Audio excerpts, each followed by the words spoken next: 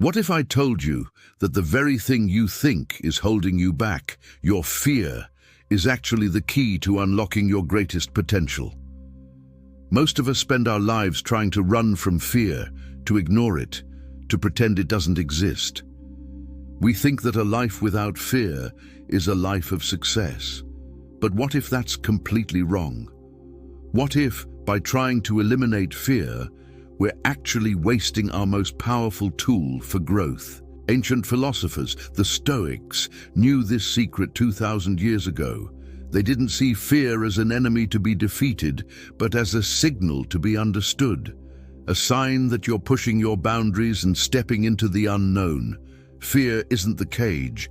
Your reaction to it is. It feels like an insurmountable wall, a monster in the dark. But the shocking truth is, it's mostly an illusion, a story you tell yourself. Today, we're going to dismantle that story, piece by piece. By the end of this video, you won't just have a few tips to manage anxiety. You'll have a complete Stoic toolkit to transform your relationship with fear. You'll learn how to walk toward what scares you, not with brute force, but with wisdom and calm. You'll understand how to turn your biggest anxieties into your greatest teachers. Imagine facing a high-stakes presentation, a difficult conversation, or a major life change, not with a racing heart and sweaty palms, but with a clear mind and a steady hand. That's the promise of Stoicism. This isn't about becoming fearless, it's about becoming courageous. So if you're ready to stop letting fear call the shots, stay with me. Let me tell you a story. It's about a man named Seneca, one of the most famous Stoic philosophers. He was also one of the wealthiest and most powerful men in Rome, an advisor to the infamous Emperor Nero. Despite his status, Seneca lived every day as if it could be his last. He faced constant political intrigue, exile, and the ever-present threat of a death sentence from a volatile emperor. How did he cope with that kind of fear? He didn't hide from it. He embraced it. Seneca would regularly practice what we now call poverty drills. He would dress in simple clothes, eat the plainest food, and sleep on the hard floor, deliberately experiencing the very things most people fear losing. He wasn't doing this because he was a masochist. He was training his mind. He was teaching himself that he could endure hardship. So when real threats came, and they did, Nero eventually ordered him to take his own life. Seneca was prepared. His fear had been demystified. He had already faced the worst in his mind and in practice, so the reality held less terror for him. This story isn't just a historical anecdote, it's a powerful lesson. The fear of suffering is almost always worse than the suffering itself.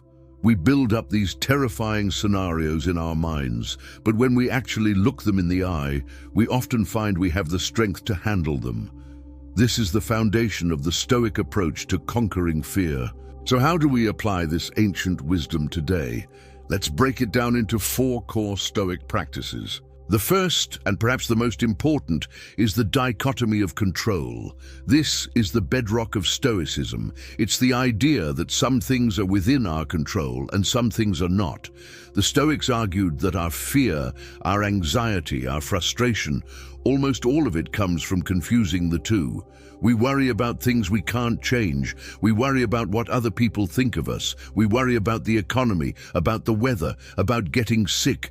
These are all outside of our direct control. What is in our control? Our thoughts, our judgments, our responses, our actions. That's it. That's the list. When you feel fear creeping in, I want you to pause and ask yourself this question. What part of this situation is actually up to me? Let's say you're afraid of a job interview. You can't control whether the interviewer likes you. You can't control if they had a bad morning. You can't control who the other candidates are. Worrying about those things is a waste of your precious energy. But you can control how well you prepare. You can research the company, practice your answers, and pick out your best outfit. You can control your effort and your attitude. By focusing your energy solely on what you can control, you take your power back from fear. Fear thrives on uncertainty, on the vast ocean of what-ifs. The dichotomy of control gives you a small, solid island to stand on. Here's a quick exercise. Next time you feel anxious, grab a piece of paper, draw a line down the middle. On one side, write down everything about the situation you can't control. On the other, list what you can control. Then tear off the can't control side and throw it away. Visually and mentally, commit to focusing only on your side of the page. The second pillar is negative visualization, or as the Stoics called it, premeditatio malorum, the premeditation of evils. This sounds grim, but it's actually one of the most liberating mental exercises you can do. It's the practice Seneca was using. It involves periodically imagining that you've lost the things you value. Imagine your project at work fails. Imagine you lose your job. Imagine a relationship ends. The point isn't to dwell in misery. The point is twofold. First, it prepares you. By mentally rehearsing the worst-case scenario, you strip it of its power. You start to realize, okay, if that happened, it would be tough, but I would find a way to deal with it. I would survive. You're building psychological resilience. Most people do the opposite. They try to constantly push negative thoughts away, which only gives those thoughts more power. When you face them head-on, in a controlled way, they start to shrink. The second benefit is that it cultivates immense gratitude for what you have right now. After contemplating losing something, you return to the present moment and appreciate it so much more. Your job, your health, your loved ones, they all feel more precious. So, try this. Once a week, maybe on a Sunday evening, take 5 minutes, sit quietly and calmly visualize something you fear happening. Don't panic. Just walk through it in your mind. What would you do? Who would you call? What would be your first step? You'll discover an inner strength you didn't know you had. Pause for a second and think about this. What's one fear you've been avoiding? How would it feel to sit with it for just 5 minutes? Let me know in the comments if you've ever tried something like this. Our third Stoic tool is journaling. This isn't about writing Dear Diary. Stoic journaling is a rigorous, reflective practice. It's about being an objective observer of your own mind. At the end of each day, take a few minutes to write down your answers to a few simple questions. What did I do well today? Where did I let my emotions get the better of me? What fears came up, and how did I react to them? Was my reaction rational and virtuous? This practice does something magical. It gets your fears out of your head and onto the page. When they're swirling around in your mind, fears feel huge, vague, and overwhelming. But when you have to articulate them in writing, you're forced to be specific. You might write, "I'm afraid of failing," and then you can challenge that. What does failure actually mean in this context? What's the evidence that I will fail? What can I do to prevent it? You become your own therapist. You start to see patterns in your thinking. Marcus Aurelius, the Roman emperor and Stoic philosopher, his famous book, Meditations, was literally his private journal. It was never meant for publication. It was his personal practice for untangling his thoughts, managing his fears, and reminding himself of his principles. Don't worry about writing perfectly. Just get it out. This act of self-reflection is an act of courage. It's you facing yourself. Finally, our fourth practice is Amor Fati, the love of fate. This is perhaps the most advanced and beautiful Stoic concept. It's the practice of not just accepting everything that happens, but embracing it, loving it, even the things that seem terrible. The Stoics believed that everything that happens is part of a larger, rational order of the universe. So, to fight against it is to fight against reality itself, a battle you will always lose.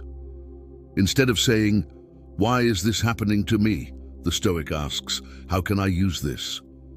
A setback is not a tragedy. It's an opportunity to practice resilience. A difficult person is not a curse. They are a chance to practice patience. Fear itself is an opportunity to practice courage. Think of it this way: a fire needs fuel. If you resist an obstacle, you're fighting the fire. But if you embrace it, you're throwing it on your own fire as fuel. It makes you stronger, hotter, and brighter. When you feel fear about something you cannot change, a diagnosis, a layoff, a global event, the practice of Amor Fati is to say, "This is my path now. This is what I have to work with. I will not just endure it. I will find the good in it. I will use it to become a better person." This shifts you from a victim of circumstance to an active, powerful participant in your own life. Do you agree with this idea of loving your fate, or do you think some things are just too difficult to embrace? I'd be fascinated to hear your perspective in the comments. So let's recap our 4 Stoic practices for conquering fear. First, the dichotomy of control. Focus only on what's up to you. Second, negative visualization. Prepare for the worst to appreciate the present and build resilience. Third, journaling. Externalize and analyze your fears to rob them of their power. And fourth, Amor Fati. Love your fate and use every obstacle as fuel for your growth. Remember, fear is a natural human emotion. It's a compass pointing you toward the areas where you need to grow.